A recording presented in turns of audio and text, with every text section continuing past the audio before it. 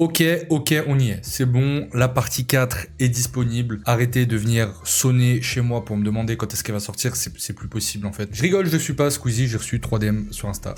Voilà. Bon, plus sérieusement, avant de commencer la partie 4, merci de fou pour tous vos retours positifs. Je suis très content d'avoir pu vous accompagner sur cette fin d'année et j'espère avoir sauvé quelques repas. Joyeux Noël d'ailleurs au fait pour ceux qui l'ont fêté. Et j'ai décidé de diviser la dernière partie en deux. Alors c'est pas du tout pour faire plus d'argent, non. Mais en vérité, c'était pour que la dernière partie soit pas non plus trop longue et indigeste et laisser aussi un top 10 à part. Il y aura probablement des gens qui vont avoir la flemme de se taper le numéro, je sais pas, 97 de mon top 100. Donc je préfère le laisser à part. Mais la promesse, c'est que ça sort dans la foulée. Promis, je vous fais pas attendre. Du coup, on s'était arrêté à la 26e place et on attaque direct avec le numéro 25. Lumière s'éteint en plein après-midi, l'impression d'être une ville sans soleil, Helsinki. Bon, Dinos, en vrai, c'est devenu une méga star. Pareil, hein, tout le monde connaît sa carrière. Il y a plein de vidéos sur YouTube qui retracent son parcours, sa discographie. Je pense qu'on est à peu près au point. Moi, comme pas mal de monde à l'époque dans l'underground, je commence à le connaître via le battle rap parce que je suivais énormément les rap contenders. Et je me souviens qu'il m'avait impressionné dans ses battles, etc. Et du coup, je l'avais suivi sur les réseaux. Bon, à l'époque, suivre sur les réseaux, c'était Facebook. Hein, il n'y avait pas grand-chose d'autre. Et les premiers souvenirs que j'ai, c'est que après avoir fait du bruit via les battles, après avoir fait du bruit via son hit Namek, et en fait ça faisait un peu comme Maté Yaba avec Ultraviolet, hein. J'ai le souvenir qu'il y avait tout un truc autour de son premier album qui s'était intensifié quand il sort le clip de Namek, et il y avait vraiment une grosse attente autour de lui. Je pense qu'il a ressenti la pression parce que le truc dont je me souviens, c'est que chaque année il annonçait la sortie d'Imani et finalement il reportait à chaque fois, à tel point que je me souviens sous ses posts Facebook où il disait finalement c'est annulé ou je reporte l'album, etc. Les commentaires sous ses posts Facebook, les gens commençaient vraiment à se vénère. C'était quasiment devenu un running gag. Et reculer pour mieux sauter, finalement c'était une sage décision qu'a pris Dinos. Il faut savoir qu'à l'époque, Dinos, c'est un très bon battle MC, il faisait des bonnes punchlines carambar, et ouais, c'est atroce aujourd'hui, mais me faites pas mentir, hein, c'était à la mode à l'époque, tout le monde l'a fait, ou presque. Namek, c'est un gros banger. Il avait sorti un EP, L'Alchimiste, en référence au livre de Paulo Coelho, mais aussi en référence à tous les gens qui citent ce livre, alors qu'en vrai, il est fatigué, hein. Vous avez juste eu la flemme de lire Ainsi par les Zarathustra de Nietzsche. Oui, je suis un lecteur condescendant. Bref, ensuite il a sorti un EP, Apparence, qui a été bien porté par le hit de Namek, et c'était un petit début de carrière assez honorable. Et tout ça mélangé suffisait à ce que déjà Dinos retienne mon attention et aussi celle du public. Sauf que jamais, vraiment jamais, je pensais qu'il allait pondre ce colossal classique dans mon cœur. Et franchement, j'avoue, le premier, je l'ai sous-estimé, hein, parce que quel album, quel premier projet. C'est Ribéry pendant sa première Coupe du Monde. Il débarque et il fume absolument tout. Le changement de direction artistique est monstrueux. Il abandonne le Punchlinovich, que je trouvais déjà bien atroce comme Blaze à l'époque, et qui vraiment n'avait plus de sens pour un truc un peu sérieux. D'ailleurs, quand tu fais quelque chose d'un peu créatif ou artistique, tu cherches un nom pour ton œuvre, faut jamais que dans le nom, on reconnaisse le domaine d'activité. C'est la base en marketing. Merde, attendez. La cover est magnifique, hein, évidemment. Alors, je parle beaucoup des covers, c'est pas le but du top, et je pense pas qu'une cover puisse m'influencer, mais je remarque qu'il y a quand même des covers qui sont iconiques, hein, dans le rap français. Et quand je dis iconique, c'est vraiment ton cerveau l'a imprimé à vie. Tu ne peux plus oublier cette cover. Si je vous dis UMLA ou le Munchiko de PNL, vous réfléchissez pas une fraction de seconde pour savoir à quoi ressemble la cover. Et là, clairement, pour moi, c'est la même chose, hein, la cover incroyable. Évidemment, moi, si vous me connaissez, je vois Youssoupha et Ateyaba en feat, je me dis ouais, ok, on va manger. Et c'est là qu'on voit que Oumar est un excellent directeur artistique. Il a pris Dinos par la nuque et il lui a dit ok, tu sais jongler, tu sais faire des gestes techniques, battle rap, tout ça, dribbler, c'est bien pour les caméras, maintenant tu vas simplifier ton jeu. Parfois, en une touche de balle, ça suffit pour marquer un but. Et c'est exactement ce qu'il va faire. Au final, on s'attendait à un album de méchant garnement du 9-3. On est tombé sur l'album d'un mec plein de doutes et d'une sensibilité extrême, chose qu'on voyait assez peu chez lui avant, vu qu'il était sous son personnage de punchliner. Pour autant, il garde sa plume et son côté punchline, mais c'est rarement balourd. Et honnêtement, à part quelques rares sorties de route sur l'album, je trouve que tous les jeux de mots qu'il fait, ils passent bien en vrai. Et je sais qu'il y a des haters de l'écriture de Dinos, j'en fais partie aujourd'hui, mais sur Imani, honnêtement, honnêtement, je trouve que ça va. On a grandi sans règles comme Caitlyn Jenner, j'ai plus de pères que le gosse de Rachida Dati, et pour moi, des phrases comme ça fonctionne de fou. L'album aussi réhabilitera le mood rap hivernal dans le rap, et je vais même aller plus loin, Imani de Dinos, c'est un des albums de rap français le plus rap français qui soit. Le côté observateur de rue, la plume amère, les références à plein de reprises, à des classiques du rap français pas forcément connus, lui qui a fait un peu ses classes de connaisseurs en rap, son attachement à son milieu social, et en même temps, il avait une forme de lucidité un peu qu'il avait de pointer aussi les défauts et les aspects négatifs de sa condition de mec de quartier sans jamais les idéaliser, et je trouvais ça intéressant. Comme quand il dit, tu sais, là où je viens, les voix s'élèvent et l'enseignement s'achève une fois que l'élève dépasse le mètre 80. Je trouve que la phrase, au-delà du jeu de mots, est assez lourde de sens. Tu sais là d'où je viens, les voix s'élèvent et l'enseignement s'achève une fois que l'élève dépasse le mètre 80. Il y a une quantité de bons sons qui est oufissime, hein, vous les connaissez certainement, mais j'ai quand même envie de faire une petite take. Je comprends pas pourquoi le feat avec Ateyaba est autant mal aimé. C'est un des meilleurs morceaux de l'album, je trouve, et pendant longtemps, c'était mon titre le plus écouté sur Spotify. Argentique, pareil, je l'ai poncé comme pas possible. Je sais exactement à quel moment du son il faut tousser quand il chante, ok? Qu'est-ce que vous voulez que je vous dise de plus? Les pleurs du mal, placebo, même le track listing est parfait sur cet album. Le seul souci de Dinos, c'est que, comme des grands classiques de rappeurs qui ont sorti leur premier projet, comme, je sais pas, première consultation de Doc Gynéco, en fait, tout le récit de l'album ne fait sens que dans la tristesse et dans la noirceur. Et du coup, cette tristesse, cette noirceur, elle se ressent mais jusqu'au bout des doigts chez Dinos. Sauf que une fois le succès et l'argent obtenu, c'est difficile de feinter les gens avec une tristesse de riche. Enfin, ça devient beaucoup moins intéressant. Une authenticité qui transparaît jusqu'à dans le titre, Imani, signifiant ma foi en arabe, une pièce majeure de la décennie rap français 2010. La vie est courte, les délices du bonheur substantiel, la mort frappe l'oiseau, assassiné en plein ciel. Avoir un groupe, c'est cool. Pour un tas de raisons, hein. La puissance d'un collectif, la variété que tu peux apporter à ta musique, faire des passe-passe avec ton gars, faire pépon en sortie de concert comme Sniper. Je rigole. Mais la vidéo existe sur internet. Mais en vrai, quand t'es en groupe, le problème c'est que tu peux jamais trop aller en profondeur quand tu parles de toi. Et en tout cas, bien moins qu'en solo. Et c'est comme ça qu'en 95, mon année de naissance, le jeune Chill, connu sous le nom d'Akhenaton, sort son premier solo, Metek et Mat. Riche de leur succès après leur second album, Ombre et Lumière, Metek et Mat, c'est déjà un album qui, dans le propos, m'a direct parlé. Metek, en référence au terme utilisé par les Grecs de l'Antiquité pour désigner les étrangers, et Mat, comme la couleur de peau, mais aussi, vous l'aurez deviné, en référence à la phrase qu'on prononce aux échecs et maths.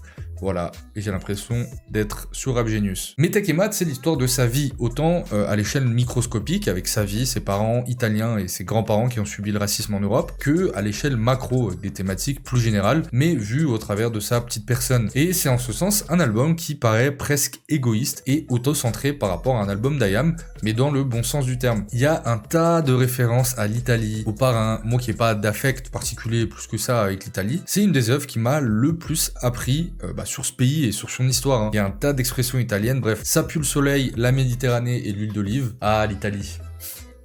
Les pizzas, les spaghettis, la paella, Barcelona, Buenos Aires. Ah là là. Pourtant, Akash n'oublie pas sa vie de fils d'immigré dans les rues de Marseille, et il y a toute une partie de l'album axée sur ça, comme sur le titre Éclater un type des ascédiques, dans lequel il tourne en dérision la bureaucratie française. Les ascédiques, pour ceux de mon âge, c'est le nom qu'on donnait à l'époque à Pôle emploi. Ou des titres dans lesquels il parle de son rapport à la religion et à la spiritualité, comme dans Je combats mes démons, qui est un son assez incroyable. Toute mon enfance, ils ont essayé de m'enlever, de m'attirer, sans succès, j'ai résisté. Akhenaton, qui venait de se convertir à l'islam depuis 2-3 ans, donc il a un rapport à la religion qui est encore tout récent et tout frais, et on le sent. Et d'ailleurs, c'est aussi dans ce son qu'on retrouve une phrase d'Akhenaton qui sera samplée 3 ans plus tard sur l'école du micro d'argent. Tout ça est concentré dans le titre Metek et Mat, qui est le titre, je crois, sur lequel j'avais découvert l'album, qui m'avait énormément plu.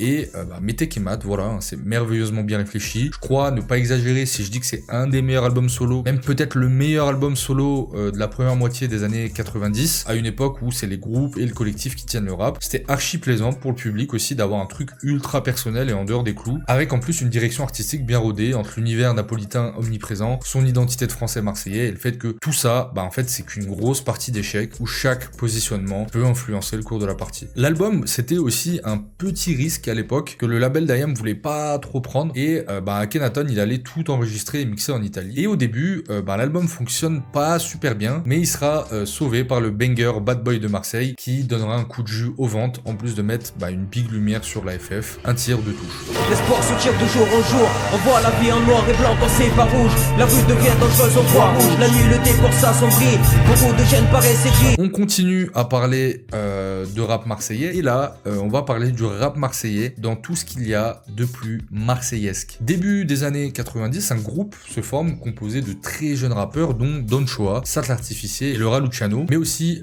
DJ Pone, 2 danseurs et une chanteuse à l'époque qui s'appelait Karima. Assez rapidement, ils font parler d'eux dans l'underground marseillais avec leur énergie débordante, leur groove funky, d'où leur nom d'ailleurs. Bref, c'est un petit collectif qui marche sur Marseille tranquille. Sauf que il y a 2 éléments qui vont changer le groupe et leur carrière à jamais. Le premier, c'est la sortie aux États-Unis de 36th Chamber du Wu-Tang et aussi Infamous de Mobb Deep qui va les faire virer vers un truc beaucoup plus grave et sombre. Et le second événement, c'est lors d'une soirée dans un café concert mythique de Marseille. Ils ont retourné une salle, voilà, avec leur énergie qui était ouf et assez connue à l'époque. Et par chance, ce soir-là, il y avait Akhenaton qui va prendre sa gifle et décider de les produire sur son label, le côté obscur. Et d'ailleurs, j'ai remarqué un truc en faisant ce classement, c'est assez drôle parce que l'âge d'or des années 90, si tu prends tous les classiques, la plupart, c'est des albums de IAM, NTM ou les Sage-Po en gros. Et beaucoup d'autres albums ont été produits soit par Akhenaton avec son label côté obscur, soit Cool Chain avec For My People, soit Zoxy avec Beat de Boulet. Si vous regardez, la moitié des albums dont je vous ai parlé des années 90 sont issus à peu près de ces 3 labels. Et c'est un schéma assez classique dans le rap. Je le disais avec Dinos avant sur son côté battle rap et tout. Et là, la Funky Family, c'est pareil. Ils ont une espèce de cours de récré où ils s'entraînent, ils s'amusent et d'un coup, leur proposition prend une tournure beaucoup plus grave et dramatique dès lors qu'ils se sont attaqués au format album. Damso, c'est un peu pareil aussi. Du coup, Akhenaton, il va les kiffer, il va les prendre sous son aile et mettre la lumière sur eux et ils se feront connaître, comme je le disais juste avant, avec le titre Bad Boys de Marseille sur Metek et Mat. Du coup, sous la direction artistique d'Akhenaton, ils sortent Si Dieu le veut et pour moi, c'est l'album marseillais par excellence. C'est incroyable, il y a ce qu'il faut de rap conscient, mais en même temps, c'est pas chiant, c'est brouillon, il y a plein d'énergie, personne rappe de la même manière, ils ont tous des manières différentes de rapper et les textes, je sais pas expliquer pourquoi, peut-être en vrai comme certains textes de Jul ont l'air simples, mais en fait ça te touche assez profondément. Tout ce bordel serait incompréhensible et beaucoup trop brouillon sans les prods magistrales de DJ Pone, qui est clairement l'architecte de cet album et qui vient tempérer ce tourbillon d'énergie difficile à canaliser et qui parvient à enfermer tout ça dans une lampe comme un génie. Et l'album ce sera un vrai carton, il y a de quoi. C'est le genre d'album, pareil, c'est un peu long, mais tu l'écoutes dans son entièreté, c'est pas toujours ultra droit sur le plan purement rap, mais on s'en tape complètement. Il avait vraiment la fougue de la jeunesse et une énergie à la NTM, mais en version Marseille, chose que IAM n'a jamais vraiment eu. Le titre, cherche pas à comprendre, pour moi c'est top 20 des plus grands classiques du rap français.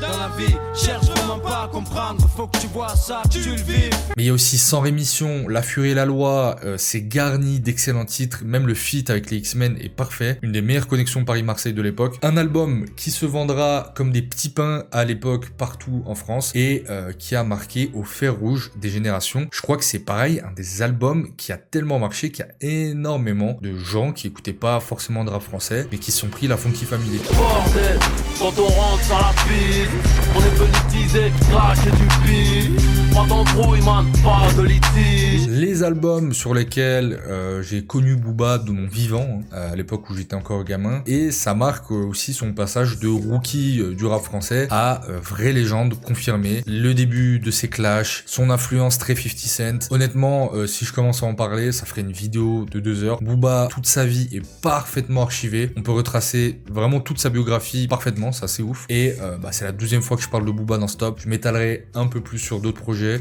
qu'on rencontrera plus tard dans le top. En fait, Akhenaton n'aura jamais besoin d'un flux chez Weston. Pour fumer le micro, il me suffit d'un stylo. Graffé de mon dans mon cerveau, j'en ai des kilos. Est-ce que vous voyez, dans la bande originale de Comment c'est loin des Casseurs Flotteurs, il y a le titre Deux connards dans un abribus. Et Orelsan, il dit ça. D'ailleurs, j'ai jamais trop été fan d'IAM. Putain, alors que moi c'était ma cam. Je rêvais de ressembler à AKA, sombre et lumière c'était ma bille. Mais qu'est-ce que je m'en branle des pharaons? Moi, je me suis tellement reconnu dans cette phrase, même si j'ai pas le même âge qu'Orelsan, et que IAM, j'ai connu ça en réécoutant les sons après. Mais Ombre et Lumière, je pense que c'est tout simplement un des albums qui m'a fait tomber amoureux du rap. Je sais, je dis à chaque fois ça, j'ai envie d'avoir l'effet Pierre et le Loup, mais là, s'il vous plaît, croyez-moi, c'est l'album, je l'avais en physique, je l'écoutais en boucle. Ombre et Lumière, c'est un peu l'album oublié d'IAM par les gens de ma génération, hein, parce que les autres non pas du tout, mais qui a été éclipsé par l'ombre immense de l'école du micro d'argent, mais qui a participé de fou au succès d'IAM. On est en 93 et après avoir sorti 2 projets, le premier c'est Concept, qui était une espèce de cassette underground qui se vendait de main en main sur Paris, en remontant de Marseille à Paris, et à l'époque ça s'est changé de main en main, et les Diggers ils pétaient un câble sur ce qu'ils étaient en train d'écouter. Puis vient leur premier vrai album studio, De la Planète Rap, qui est assez cool, bien qu'un peu redondant, et qui leur permettra d'avoir un petit succès en France et une reconnaissance dans le milieu de la musique. Après s'être enfermé en studio pendant quelques temps, le groupe débarque en 1993 avec un produit pur à 99,9% comme la Blumette de Walter White, Ombre et Lumière, un double album qui est en plus d'après mes connaissances un des tout premiers double albums du rap. Pas du rap français, hein, du rap tout court. Le tout premier, je crois que c'était He's the DJ, I'm the Rapper du duo Jazzy Jeff et Will Smith. Et il me semble qu'on n'a rien eu aux États-Unis et qu'après c'était Ombre et Lumière. Dites-moi dans les commentaires s'il y a des anciens qui ont des exemples, mais je crois pas. L'album sort et c'est assez rapidement un carton, notamment grâce au titre Je danse le Mia, qui en plus d'être le premier vrai hit club de rap français, mettra une étiquette sur IAM de rappeur un peu rigolo. Étiquette qu'on a pu mettre à Orelsan aussi à l'époque. Et IAM, ils aimaient pas du tout ça, ce qui explique certainement pourquoi l'école du micro d'argent est aussi sombre et pourquoi il y a zéro truc gaulerie dedans. Mais c'était surtout une erreur de jugement de les qualifier comme ça. Ombre et Lumière, c'est un cocktail explosif de tout ce qu'on savait faire de mieux à l'époque dans le rap français. Des textes engagés, de l'humour, des prods monumentales, mais vraiment là, je sais qu'à chaque fois je dis les prods sont trop bien, mais là, vraiment, allez écouter cet album rien que pour les prods, c'est chamanique. Les prods, évidemment, designés par DJ Keops et Imhotep, c'est limite expérimental dans les inspirations Moyen-Orient, avec des compositions en base de ney, les flûtes arabes.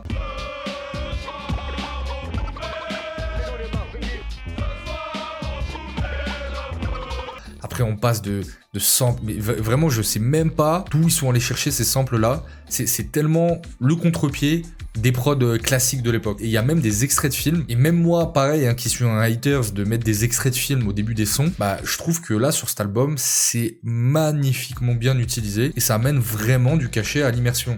Ce que vous allez entendre maintenant, jamais vous ne l'avez entendu. Niveau thématique, il y a vraiment de tout, du son gaulerie comme Je danse le Mia, de la technique avec un solo de shuriken sur Un jour tu ris, un jour tu pleures, et des thèmes plus classiques dans le rap, L'aimant de Akhenaton qui est particulièrement bien écrit. Il y décrit comment un mec essaie de se sortir de son quartier et se voit forcément d'une manière ou d'une autre par les autres ou par les siens ramené systématiquement à son quartier comme un aimant, ce qui donnera d'ailleurs un film qu'il a co-réalisé des années plus tard, qui va un peu flopper en vrai, et qui portera ce nom.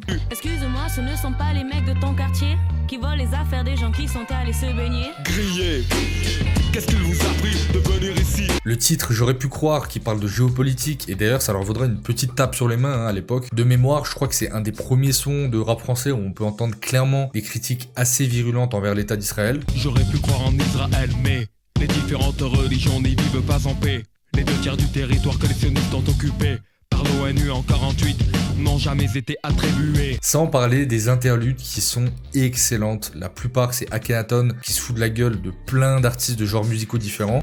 J'ai rencontré Riton à côté de chez moi, il était accoudé à une barrière en bois. J'ai dit viens Riton, on va faire une valse-star.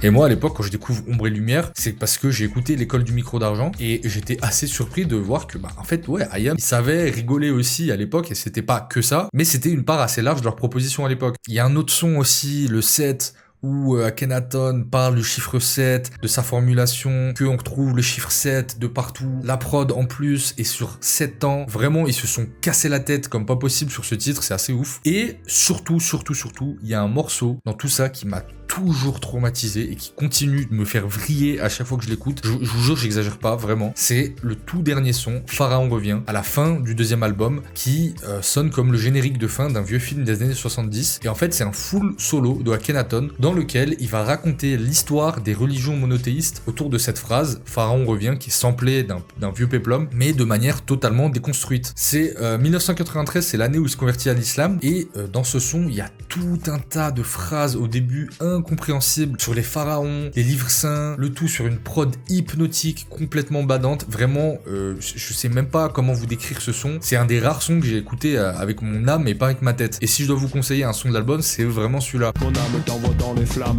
car mon cœur est pierre noire, mon souffle est oriental, mon œil droit est un croissant, mon œil gauche une étoile. Cet album, vraiment, je vous jure, il a un truc, je sais pas, il est cosmique, c'est vraiment un péplum musical. Si vous aimez les pharaons, l'histoire des religions, la géopolitique, le tout entremêlé de bangers purement rap, égo-tripesque ou d'interludes complètement perchés de Akhenaton qui, je sais pas, qui imite Renaud, vous allez vraiment kiffer. Il a débloqué, je pense, beaucoup le rap à l'époque, qui avait un côté bien triste, bien brosson, et je pense que sans cet album, je suis sûr qu'on n'aurait jamais eu l'école du micro d'argent. Y'a pas que t'as toi qu'on ligote. J'suis Attila le un, ta mère la visigote. Rares dans le rap français sont ceux qui se sont essoufflés, sont revenus, se sont re-essoufflés et ont réussi à revenir encore une fois. Dans le rap français, c'est simple, ils sont deux pour moi, c'est DC's et dans un registre plus large, évidemment, Booba. Sauf que Booba, c'est pire. Non seulement les fois où il a sorti des albums un peu moins bons, c'était jamais trop des mauvais albums, mais en plus, il a connu plusieurs primes. Nero Nemesis, c'est vraiment l'album que j'attendais pas de Booba à l'époque. Je me dis qu'il commence à prendre de l'âge quand même, il a plus de 40 balais et qu'il est bien meilleur producteur ou directeur artistique, au vu de son taf avec Caris sur Or Noir, ou Damso. Et moi, à ce moment-là, j'avais un peu à moitié enterré Booba à ce moment, et jamais je me serais dit qu'à 40 balais, il allait revenir avec cette hargne. Et d'ailleurs, on peut se demander d'où lui est venue cette force à ce moment-là de la carrière, alors qu'il avait clairement plus rien à prouver. Et moi, ma théorie, c'est qu'il y a deux choses. Le premier, c'est le succès de Or Noir avec Caris, qui non seulement lui a donné goût à un nouveau terrain de jeu explorable en termes de rap, et les producteurs sur cet album, qui change un petit peu des producteurs avec lesquels il pouvait bosser. On y retrouve Toonsmatic ou des Richie Beats qui arrivent à donner une vraie profondeur aux prods, et c'est des noms très connus, c'est parmi les beatmakers les plus brillants de la décennie. Le track listing est parfait, dès l'intro on est bousculé par Walla Bok qui met les points sur les i. Bref, vous prenez tout ce que j'aime chez Booba et vous le mettez dans cet album, c'est-à-dire rapper des saletés bien formulées sur des instrus sombres, tout droit sortis du purgatoire du rap. Talion, Attila, Zer, c'est la bande originale d'une bataille, les références à la guerre sont partout, et du coup la deuxième raison qui explique pourquoi Booba à 40 balais il avait la rage comme ça, c'est parce qu'en fait Booba depuis l'époque de 09 il rêvait de sortir un album le même jour que Rof pour faire un concours de tub et savoir qui est le vrai roi du rap français. J'te tombe sur moi, tombe sur un os. Prie pour que ton gris-gris donne de la force.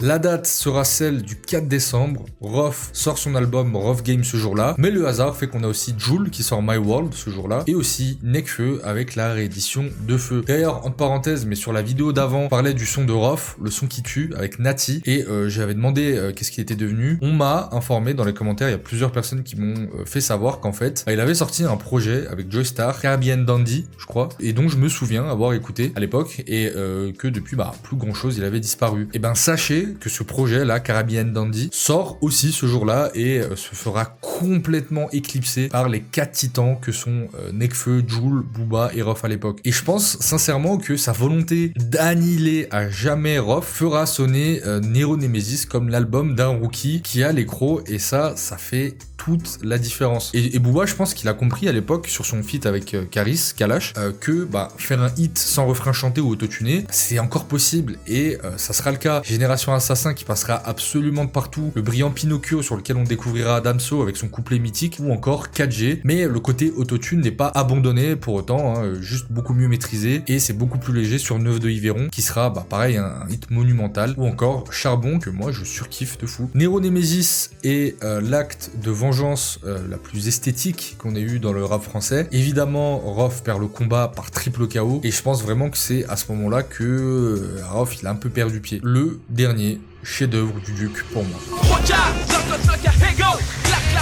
Que j'entame bien mon intro. Les mots coulent à flot comme le flot de mes années coulent. Au milieu des années 90, il y a un album dans le rap qui va tout changer pour moi, c'est Illmatic de Nas. C'est le point de départ des flows recherchés, esthétiques, poussés, où la voix du rappeur et la prod ne font qu'un, alors qu'avant, c'était des flows ragamuffin répétitifs. Évidemment, j'exagère, il y a des gens dans les commentaires vont me dire oui, il y avait Rakim, mais grosso modo, c'était ça. Et du coup, si Assassin, NTM, IAM avaient déjà sorti des projets mythiques à ce moment-là, leur flow, c'est pas les meilleurs de fou. Et au milieu de tout ça, t'as Illmatic qui sort et qui va tout faire switcher d'un coup, comme ça, genre. Ok, c'est comme ça qu'il faut rapper en fait. On savait pas rapper. Merci Nas. Et suite à ça, dans la nouvelle génération des très jeunes rappeurs, il y a deux écoles qui vont se former. La première, c'est Time Bomb, dans laquelle on retrouve Oxmo, les X-Men, Ali, Booba, Pete Bacardi et d'autres. Et l'autre, c'est une école dont on parle beaucoup moins. C'est La Clica, un groupe mythique de l'époque, avec Roca, Daddy Lortzy, Doc Odnock et plein d'autres rappeurs dont je me souviens pas du nom en vérité. D'ailleurs, la toute première apparition de Booba, c'est dans une vidéo avec La Clica, qui en plus d'être filmée au Ticaré, un magasin de vinyle mythique de l'époque, dans lequel Booba fera son stage de BEP vente, c'est aussi la première et la dernière vidéo, je crois, où on voit Booba avec des cheveux. Cet album, je le connaissais et pendant des années, je pensais que c'était un truc de vieux, chiant, et en fait, pas du tout. Si vous avez vu tout le top et que certains d'entre vous ont kiffé La Rumeur par exemple, il y a beaucoup de gens qui m'ont dit qu'ils avaient découvert La Rumeur. Cet album, c'est pour moi vraiment un cran au-dessus. Les flows, l'énergie, le bruit, du crackling qui fait sonner le tout à l'ancienne et surtout vraiment sans manquer de respect à Daddy Lortzy ou aux autres qui rappent bien, mais Roca, c'est vraiment le niveau d'interprétation, c'est choquant, sa voix de malade, ses expressions en espagnol parce que c'est un immigré colombien, ses parents étaient venus en France de Colombie et pour moi, il carry presque tout le projet. Tu l'as tué dans la rue pour une histoire de... La loi n'existe plus si tu payes ton compte est rendu. Tu es dans la rue. Les instrus, pareil, honnêtement. Bon, à ce moment-là du top, vous avez compris, on est dans le truc. Voilà, toutes les prods sont génialissimes. À partir de maintenant, toutes les prods sont génialissimes, mais dans des registres différents. Et là, dans ce registre, vraiment, on est à la pointe. C'est terrifiant. Je sais pas comment on pouvait faire mieux à l'époque. Il y a aucune mauvaise prod. C'est tellement soigné et en même temps, c'est le bordel entre les couplets. Et là aussi, je vois l'inspiration de Illmatic parce que ça raconte aucune histoire. C'est juste du très bon rap de mecs qui observent la rue comme pourrait le faire un personnage comme Bouscapé dans les favelas, dans le film La Cité de Dieu. J'ai grandi dans la faune, la jungle, la loi du plus dingue. Là où les hommes se distinguent par la taille du flingue. Trilingue. Hablo espagnol, français, c'est le langage des bêtes. Un album considéré comme légendaire dans le rap français dont on parle jamais. Je sais pas pourquoi, parce que c'est vraiment, ça a trop bien vieilli. Et quand j'ai découvert ça, j'étais en mode, mais pourquoi on m'a jamais parlé de cette dinguerie? Enfin, j'ai toujours entendu La Roca, mais cet album. Et il faut savoir que comme j'ai tout réécouté pour les besoins de ce top 100, tous les albums, je me suis refait. Je crois que c'est un des albums de tout le top 100 que j'ai le plus réécouté et le plus réapprécié. Aucun morceau m'a lassé, c'est vraiment trop un projet dont on ressent de fou l'intention et qui fait battre votre cœur au rythme des prods. Vraiment, testez, vous regretterez pas. Seul issu la rue, même quand elle est en sang, c'est pas un souci pour ceux qui s'y sont préparés. Vous l'aurez peut-être compris, quand je découvre le rap dans les années 90, le premier truc que je me prends, c'est IAM. Et forcément, dans ma démarche de puriste qui a envie d'enrichir sa culture rap, à part quelques morceaux, je m'étais pas trop pris NTM de fou, j'avoue. Mais en fait, grossière erreur, NTM, c'est pas du tout surcoté, c'est vraiment... NTM, vous êtes les légendes que vous pensez être. Le parti pris d'assumer le côté hardcore, même si en vérité NTM, je trouve c'est pas si hardcore, mais pour le mainstream, quand même, c'était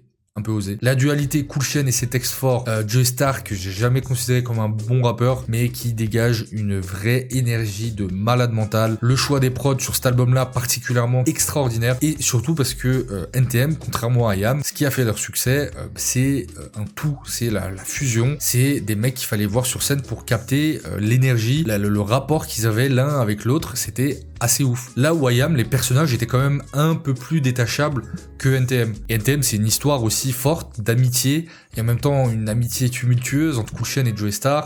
C'est des mecs qui ont cassé des portes dans le rap. D'ailleurs, je vous conseille grandement, pour ceux qui l'ont pas vu, la série qui a été faite sur l'histoire du rap français et qui s'appelle Le Monde de Demain, qui raconte en gros comment le rap est arrivé en France avec du coup Joey Starr et Cool Chain enfants, et ça raconte comment ils ont commencé à percer, etc. Et on comprend bien d'où vient la puissance de ce groupe en fait. Supreme NTM, l'album, c'est beaucoup trop de classiques, hein. Ma Benz, qui est aussi pareil, un des plus gros hit clubs de l'époque, et qui passe encore aujourd'hui sans avoir pris une ride. Sense Style en concert, les gens se prenaient leur frappe. Laisse pas traîner ton fils, qui est pour moi le meilleur couplet de Cool Chain. Et surtout, mention spéciale pour That's My People. Surpuissant ce titre, phénoménal, incroyable, il met les frissons à chaque fois. La boucle de Chopin, de la prod là, qui rend le truc mais tellement deep. Prod d'ailleurs de Sully et Phil, pour ceux qui ne le savaient pas.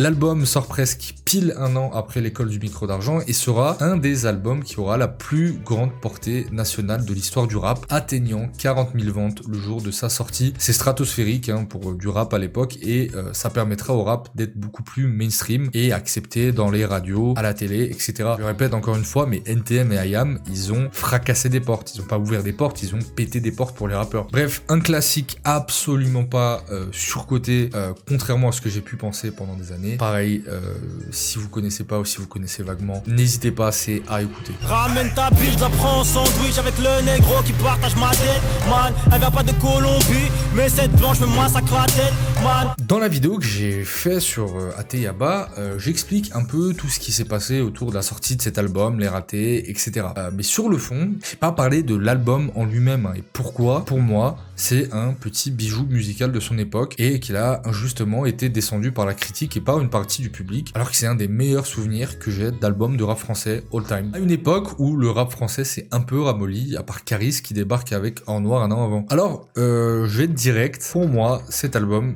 je skip absolument rien. Je mange tout comme un glouton barjot. Ateyaba, il nous offre un vrai voyage avec cet album. Et je comprends même pas la critique de lui avoir reproché d'avoir fait un album trop trap, parce que déjà, pareil, hein, c'est faux, l'album est pas full trap, il a pas fait un album de trap comme pouvait l'être En Noir de Caris. Il y a des prods trap, mais je trouve que déjà qu'elles sont toutes plutôt bien réussies, même si c'est vrai, ça reste en dessous d'Or Noir de Caris. Mais il y a aussi des morceaux ultra chauds, ultra solaires, et c'est pas un jeu de mots, qui donnent vraiment une force à l'album. En témoigne ce medley qui vous donnera envie de siroter un cocktail au bord d'une piscine privée en vacances ou de louer une Chevrolet Corvette et conduire dans les rues de Los Angeles, les cheveux au vent. Oui, j'ai envie de faire ça, ok? Lundi je roule avec ma AK. Lundi je roule avec ma AK. Petit entaille, fais pas de manière. Pull ice cream, mouillé ça, papaya. Tu veux venir briser la glace avec mon ami et moi. Yaï yaï, de 2014 alors fini. Yaï yaï, les femmes des beaux quartiers viennent de Vénus. Les petites fleurs du ghetto viennent de Vénus. Évidemment, au niveau banger, on est sur les nerfs, le bruit de l'album, mais aussi Majeur en l'air qui, lorsqu'il sort, hein, je me mate le clip et je suis choqué. Je me dis, ah, en fait, ouais, c'est lui la relève du Peura en fait. Même un titre comme 4 pattes que personne n'a l'air d'aimer, moi je le trouve trop fort. Mais qu'est-ce qu'un album de rap sans featuring? Et là aussi, hein, le père Ateyaba nous gâte. Peut-être même un peu trop, hein, avec des feats tous aussi réussis les uns que les autres. Et pour le coup, c'est les Quinry qui prennent le lead avec un méchant feat avec Pusha T et une petite douceur enrobée avec Jhené Aiko, aka la plus belle femme de cette décennie. Et j'aurais pu m'arrêter là, mais il manquerait une chose pour en faire un vrai classique, un propos, un message, et l'album, contrairement aux apparences, n'en manque pas, hein, clairement, entre toutes les phases anarchistes contre l'état français qui pullulent tout le long de l'album, que je vais pas citer parce que sinon ma chaîne va être ban, mais il suffit d'écouter le titre Anubis, qui est un son full rap conscient avec son gars Bips par exemple. Et tout ça, tout le propos de l'album est finalement concentré dans ce qui est pour moi l'un des meilleurs sons du projet, le son Ateyaba, hein, pas l'album, pas l'artiste, du coup le morceau Ateyaba, dans lequel il parle à cœur ouvert de son rapport à l'identité française, ses origines, et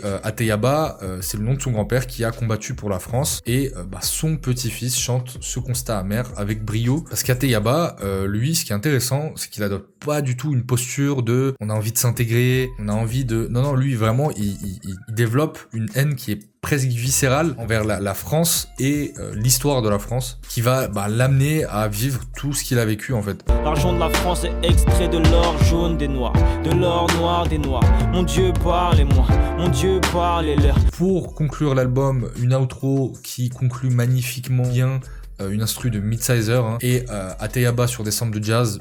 voilà, pour moi c'est imprenable, all time. La concurrence va finir en papillote, sale fillotte, pose même pas le regard sur ma canillotte. Et même les bonus tracks sont pas à jeter, on relèvera surtout le sublime Diamant et Cigarillo qui est pour moi un top carrière. S'il vous plaît, écoutez-moi ce bijou. Nique sa mère tes commentaires, on sera jamais perdant, je suis cinglé comme mon père, est-ce l'heure comme mon père. Bref, vous avez compris, je peux en parler des heures de cet album. Il s'est fait chier dessus par le public de l'époque. D'un côté, t'as le public underground, fan de Tokyo et Kyoto, qui a été déçu de la tournure trap qui a pris l'album, alors que bon, voilà, je viens de dire c'est pas full trap. Et de l'autre, le public mainstream qui était peut-être pas assez éveillé pour apprécier le projet. L'album s'est retrouvé en sandwich un peu entre ces deux publics qui savaient pas trop quoi penser du projet, et du coup, s'est forgé une réputation d'album mal aimé et vraiment pas du tout à juste titre. San, ça veut dire 3. San, ça veut dire monsieur. San, j'ai mis la moitié de ma vie pour savoir ce que je veux. La fête est finie. Pour moi, le meilleur album d'Orelsan. Voilà, si on enlève l'impact immense qu'a eu Perdu d'avance et son influence, dans une certaine mesure, objectivement, c'est pour moi le meilleur album d'Orelsan. Et ce, pour une raison. Je suis trop nostalgique. Je sais que tout le monde est nostalgique, on pense à des trucs du passé, mais je me sens particulièrement nostalgique. Je suis extrêmement sensible à la nostalgie. Je ne pleure jamais, ok? J'ai pas les larmes faciles, mais le seul truc qui peut me faire chialer, c'est la nostalgie. J'adore, je sais pas, ça me transcende. Et il suffit que je me souvienne du parfum que ma mère portait en 2001 quand elle m'a offert pour la première fois une Game Boy Color édition Pikachu avec Pokémon version jaune et Rayman pour me faire chialer en fait. Plus des madeleines de Proust que je ressens, c'est des tacos sauce samouraï triple viande gratinée au four de Proust. Je sais pas si vous captez. Où sont passés les stars de ma jeunesse, morts ou devenus des parodies d'eux-mêmes. Je veux jamais faire pareil, retour vers le futur, je veux pas rater le 3e. Je veux faire des chansons d'amour homicide qui poussent un célibataire au suicide. J'aimais le rap avant que la hype gentrifie. Vodka Doliprane, maintenant j'anticipe. J'ai dit je t'aime à des connasses qui n'en valaient pas la peine. J'ai jamais dit je t'aime à ma mère. Je veux plus faire marche arrière. J'arrive à peine à la fin du début de ma carrière. Du coup, vu que tout l'album est porté autour de ça, j'ai profondément été touché par les thématiques du projet. Perdu d'avance, c'était le loser de province, syndrome de Peter Pan qui prend sa revanche. Le chant des sirènes, c'est les conséquences de ce succès, de la fame. Comment avancer, un peu comme Ulysse quand il entend le chant des sirènes. Ok. C'est un peu le truc de base chez tous les rappeurs qui ont un classique. Certains y arrivent comme Damso, d'autres moins comme Caris. Mais le truc de premier album où je souffre, deuxième album où je parle de mon succès, c'est une mécanique bien rodée. Par contre, le troisième album, de quoi ça pouvait parler pour Orelsan, et je trouve que l'angle qu'il a pris de qu'est-ce qu'on est bien chez soi et en même temps la fête est finie, genre ça y est, j'ai parlé de ma souffrance post-succès, et en fait, générique de fin, ça y est, on dépose les armes, et d'ailleurs, la cover, je trouve qu'elle est incroyable pour ça, en plus d'être très jolie, je trouve l'une des covers qui rejoint le mieux les thématiques et le propos global de l'album. Bref, sur cet album, il va prendre le contre-pied de tout ce qu'il pouvait détester, voire haïr, ou qui tournait en dérision dans Perdu d'avance, et en fait, il comprend que tout ça, c'est lui. La Normandie, la pluie, c'est lui. Il est le produit de son environnement. Et le paradoxe, c'est qu'il a connu le succès en ironisant autour de ça. Et du coup, à 35 ans, il comprend que c'est pas une fin en soi. Il se construit pas sur le rejet de ses origines, ou d'où on vient, mais plutôt en les intégrant à soi, et je trouve ça assez beau. D'ailleurs, Dans ma ville on traîne, c'est pour moi le meilleur morceau de l'album et sûrement le son de rap français qui me rend le plus nostalgique. Ça m'a toujours fait penser au poème de Joachim du Bellay, Heureux qui comme Ulysse, où c'est Ulysse qui repense à son village de chez lui et qui finalement se rend compte que jamais il sera aussi bien que chez lui. J'ai tellement traîné dans les rues de Caen, avec une bouteille où tout le monde a bu dedans, entre deux mondes en suspens, criminel la façon dont je tue le temps. C'est une thématique assez récurrente, on la retrouve dans 1.6 de Tief aussi, ou dans le morceau Yarayeh, interprété par Rachita. L'intro, San, qu'est-ce que vous voulez que je vous dise, c'est un classique, il n'y a même pas besoin d'en parler. On retrouve toujours son humour cinglant dans des fêtes de famille. Bonne meuf, l'angle est incroyablement bien trouvé. Le feat avec Nekfeu me régale et le tout se conclut sur Note pour trop tard. Vraiment, sur cet album, il n'y a rien à dire. Côté prod, on a un Scred aux commandes qui, là, pour moi, est clairement à son prime, tant sur les instrus orientés plutôt two-step grime londonienne, ce qui, en plus de donner du cachet à la direction artistique de l'album, basé sur la nostalgie, etc., va permettre au projet de ne pas souffrir de cette étiquette d'album qui vieillit mal, comme sur le chant des sirènes. Mais Skred, il va faire un énorme taf aussi à la réalisation. J'ai rarement vu un album aussi parfait au niveau du séquencing, hein, c'est-à-dire l'ordre dans lequel on écoute les sons. La réédition en plus sera une des rares bonnes rééditions d'albums, un des meilleurs projets de la décennie 2010 pour moi. Pas les couilles pour eux, je suis Vous les attendiez, le premier album de PNL de ce top, le voici, et pour moi, c'est dans la légende. J'ai toujours été fasciné par la capacité des deux frères à trouver une couleur extrêmement précise à chaque projet et de tenir cette direction artistique de bout en bout. Dans la légende, jamais un album de rap a autant bien porté son nom, étant donné que c'est pour moi l'album qui les fera rentrer dans la légende. Après le succès du Monde Chico et la hype presque palpable qu'il y avait autour d'eux, hein, pour ceux qui ont oublié, je rappelle que tous les rebeux de quartier se laissaient pousser les cheveux et se les plaquaient, hein. Je faisais mes études à Lyon à l'époque où c'est sorti. C'était hallucinant le nombre de clones qu'on pouvait trouver pour vous dire le niveau d'influence. Du coup, après la profonde tristesse qu'on nous offrait dans le Monde Chico, dans la légende est un peu dans la même veine, mais avec une petite lumière d'espoir au bout du tunnel. L'argent, finalement, ça les rend pas heureux plus que ça, et les méfaits qu'ils ont commis, ils ont sali leur âme, que même l'argent propre ne pourra pas laver. Ce qui d'ailleurs rejoint totalement la phrase « une main lave l'autre ».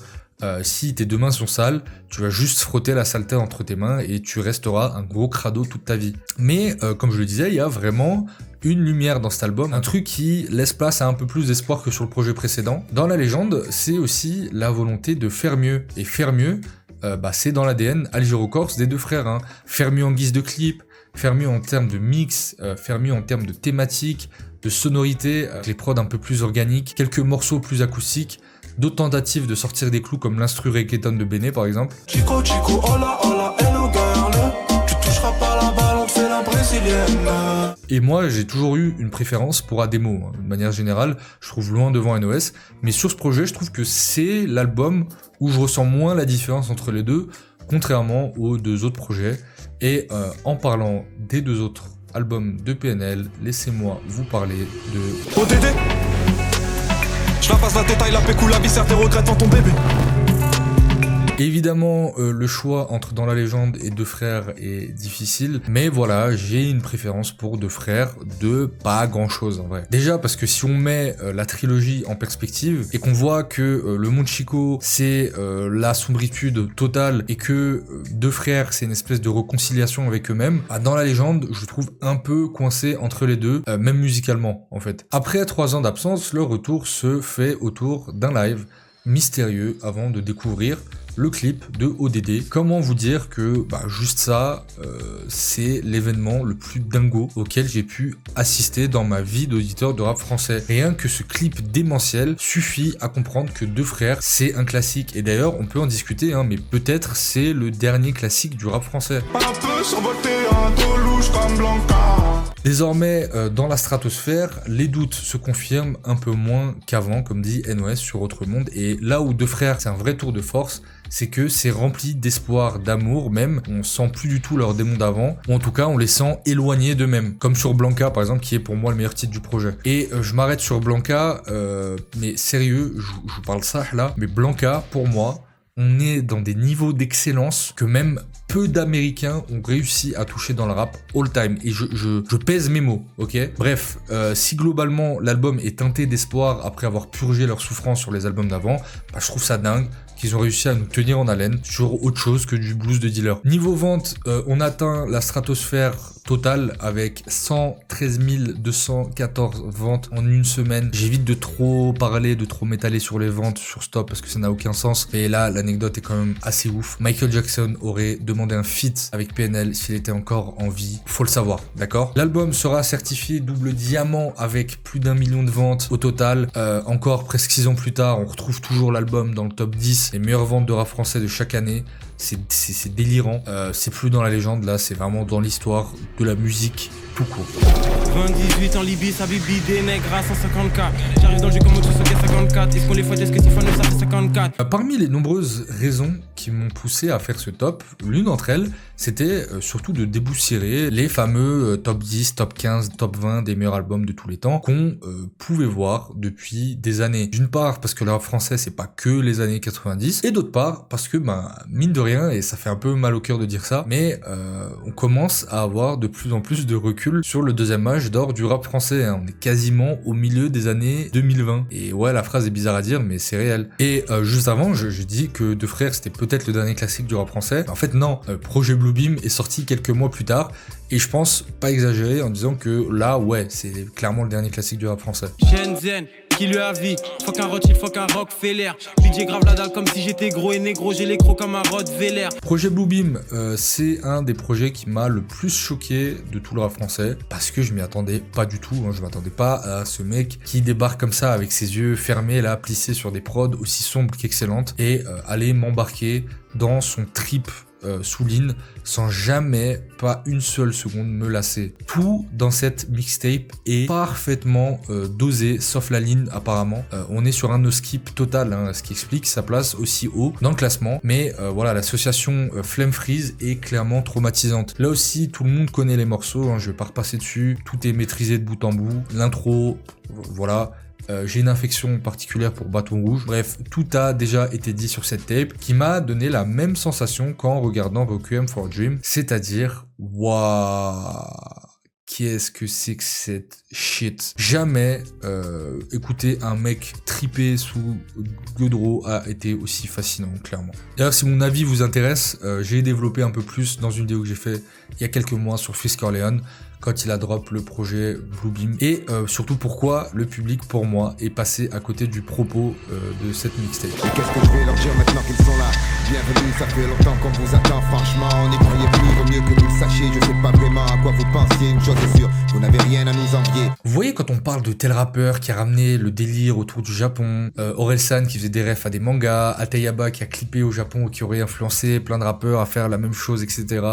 Ok, bah là, c'est clairement leur daron. Personne a respecté autant le Japon que Shuriken avec cet album de malade mental. Si l'album d'Akhenaton mais Tekemat est une réussite totale, c'était avant que sorte l'école du micro d'argent. Et là, Shuriken, il se lance en solo un an après l'école du micro d'argent, ce qui va totalement changer la proposition et va rendre le produit encore plus crémeux et plus pur. Là, vraiment, on touche la perfection. IAM, c'est beaucoup de prod très organique, inspiré de musique du monde, et Shuriken, lui, il est fan du Japon, hein. Déjà son blaze le prouve, ok, mais en plus Shuriken c'est un grand-père, du coup lui il a pas connu la hype des mangas et des animés qui vont créer une génération d'otaku passionnés du Japon, hein. Shuriken, lui, sa passion c'est le vrai Japon, son histoire, le Japon féodal, le Bushido, les samouraïs, tous ces trucs ultra stylés, et il va s'en inspirer grandement jusqu'aux prods qui sont toutes quasiment teintées de sonorités japonaises et asiatiques, et il nous plonge directement dans le bain avec son plus gros classique solo qui est aussi l'intro du projet, Samouraï. En somme, voici venir l'âge béni,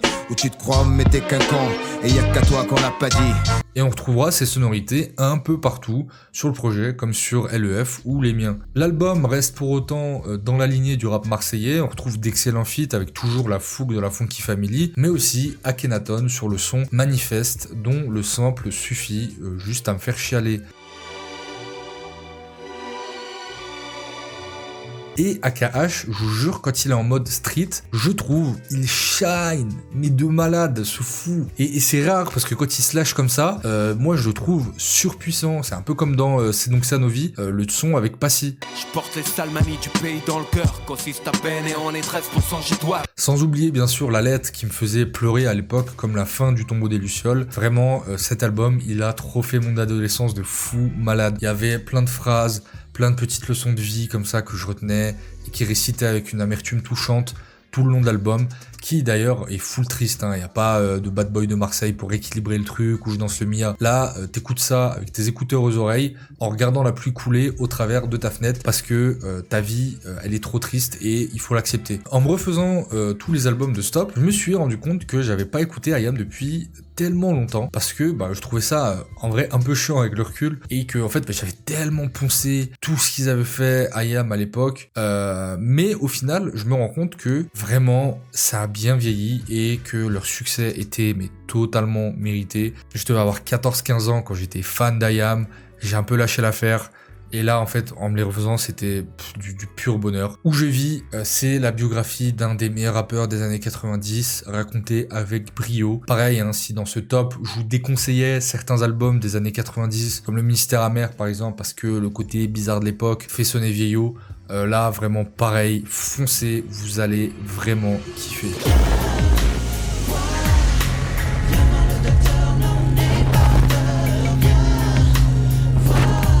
Toute ma vie, j'ai vu Doc Gynéco à la télé quand j'étais gamin, sur les plateaux, dans des débats, et je comprenais pas la sauce qui s'était pris pour avoir soutenu Sarko en 2007, parce que je comprenais pas qui était ce type, en fait. Pourquoi autant de gens lui donnaient cette importance pour ensuite lui chier à la gueule. Vraiment, quand j'étais gamin, pour moi, c'était un personnage de la télé. Jusqu'au jour où je lis dans un article de Olivier Cachin que c'était pour lui le meilleur album de rap de toute l'histoire. Moi, à l'époque, jeune étudiant en rap, je me dis, bon, Olivier Cachin, c'est quand même le padré, on va aller écouter. Et curieux, donc j'achète carrément l'album sur iTunes à l'époque. Et comme à l'époque, quand tu dépensais du fric, c'était pour un album, c'était pas à Spotify où tu payais 15 € par mois et t'as accès à littéralement toute la création audio musicale de l'histoire de l'humanité. Et à l'époque, j'étais genre au lycée en seconde et 15 €, je me rappelle, c'est 3 menus kebab, même dans ma petite ville à la frontière genevoise. Et du coup, je me sentais obligé de poncer le projet comme si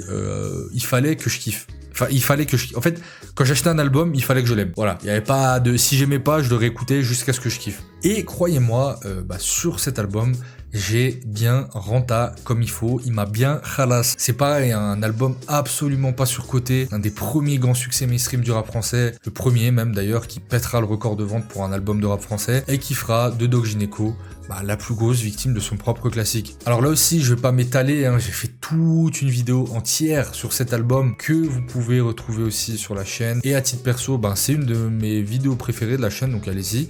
Mais un truc que je dis pas dans la vidéo, c'est que la légende raconte que Doc Gynéco, il aurait été que interprète de cet album et que en réalité, c'est Stomy, Bugsy et Passy, ces deux comparses de l'époque du Mystère Amer, qui ont tout maquetté et pour finalement le refiler à Doc Gynéco parce que c'est sûr qu'avec lui ça marcherait, il était beau gosse et que ça correspondait aussi beaucoup plus à la direction artistique de Doc Gynéco et beaucoup moins à la leur. Honnêtement, je sais pas, c'est une rumeur qui a l'air assez solide. Ça n'empêche pas que dans tous les cas, c'est clairement un des meilleurs albums de tous les temps qu'on a eu dans le rap français. Mention spéciale d'ailleurs à Vanessa, que j'écoute toujours autant, assez fréquemment, et qui a le don, je sais pas pourquoi, de fasciner les non-francophones à chaque fois que je leur fais découvrir le son. Pourquoi tu fais ça? Pourquoi tu veux pas sortir avec moi, Vanessa?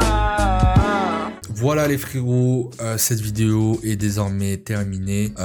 On approche enfin, je suis presque ému en vrai. C'était long, le travail était éprouvant, mais je suis très content. Je ferai au début du top 10 des petites mentions honorables de plein d'albums que j'ai oubliés ou qui sont pas là ou quoi. Et voilà, et si vous avez des questions, n'hésitez pas à me les poser en commentaire ou sur Instagram ou Twitter. Là, je sais pas pourquoi je fais cette blague à chaque fois, c'est nul. On essaye avec Nathan de sortir la dernière partie de ce top pour ce week-end grand maximum.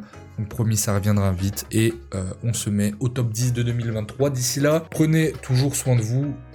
Merci encore à tous et à bientôt.